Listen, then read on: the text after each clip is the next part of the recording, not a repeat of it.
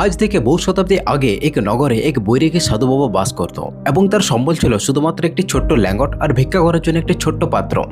যখন তার ক্ষুধা লাগতো তিনি দরজায় দরজায় গিয়ে ভিক্ষা চাইতেন এবং তাকে যে ব্যক্তি খাবার দিত তার বিনিময়ে সেই ব্যক্তিকে একটি জীবনের গভীর সত্য উপদেশ দিত। ধীরে ধীরে ওই সাধুর খ্যাতি রাজ্যের আনাচে কানাচে ছড়িয়ে পড়ে, এমনকি রাজ্যের রানীর কাছেও তার নাম পৌঁছায়। তখন রানী ভাবলেন যে ওই সাধু বাবাকে একদিন ভোজন করাবেন এবং তার থেকে জীবনের একটি অমূল্য সত্য জানবেন। সাধু বাবাকে রাজপ্রাসাদে আসার আমন্ত্রণ জানানো হয়, তাকে সোনার থালায় রাজকীয় ভোজ দেওয়া হয়। তখন সাধু বাবা বলে যে মহারানী, অনুগ্রহ করে আমার নিজের পাত্রে এই খাবারগুলি তুলে দেন, আমি এই পাত্রেই খাবার খাই। তখন রানী তার কথা মেনে নিয়ে খাবারগুলি তার পাত্রে তুলে দেয়।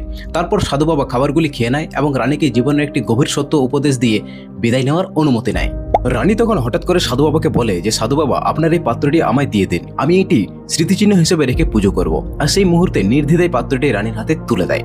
তখন রানী সাধু বাবাকে একটি সোনার পাত্র উপহার দেয় এবং সাধু বাবা সেটি নির্বিকারভাবে গ্রহণ করে। এবং এই দৃশ্য দেখে রাজদরবারে থাকা মন্ত্রীরা মনে মনে হাসতে থাকে এবং ভাবে যে এই কেমন সাধু যে সবকিছু ত্যাগ করে কিন্তু সোনার পাত্র পেতেই সেটাকে লুফে নিল।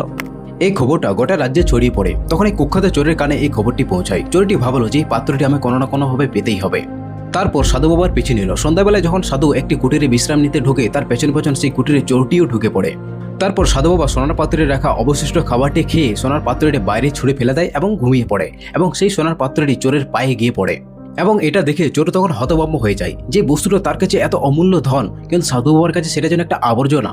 তারপর চোরটি সোনার পাত্রটিকে নিয়ে সাধু বাবার কাছে এসে বলে যে আপনি সোনার পাত্রটি বাইরে ফেলে দিলেন কেন? তখন সাধু বাবা চোখ বন্ধ করে বলে যে আমি যদি এটা বাইরে না ফেলতাম তাহলে তুমি ভিতরে আসতে না।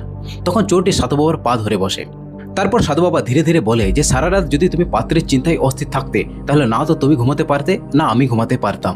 এবং তিনি আরো বলেন যে এই পাত্রের মূল্য আমার কাছে শুধু এইটুকুই, এই পাত্রে খাবার রাখা যায় এবং খাওয়া যায়, কিন্তু যদি কোনো বস্তু আমার শান্তি কেড়ে নেয় বা নিদ্রা ভেঙে যায় তাহলে সেই বস্তুটা সোনার পাত্রই হোক না কেন সেটি ছেড়ে দেওয়াটাই শ্রেয়। চোর তখন বুঝে যায় যে সারা জীবনে সে জমিয়ে সে হেরে গেছে আর সাধু বাবা সমস্ত কিছু ছেড়ে ছেড়ে সে আজ জয়ী হয়েছে। আর সেই দিনের পর থেকে শহরের সব থেকে বড় চোর সেই সাধু বাবার শিষ্য হয়ে যায়। সো ফ্রেন্ডস, এই ছিল আজকের ভিডিওটি ভালো লাগলে অবশ্যই লাইক করবেন আর আপনি যদি আমাদের চ্যানেল নতুন হয়ে থাকেন চ্যানেলটি অবশ্যই সাবস্ক্রাইব করবেন। তো দেখা হচ্ছে নেক্সট ভিডিওতে।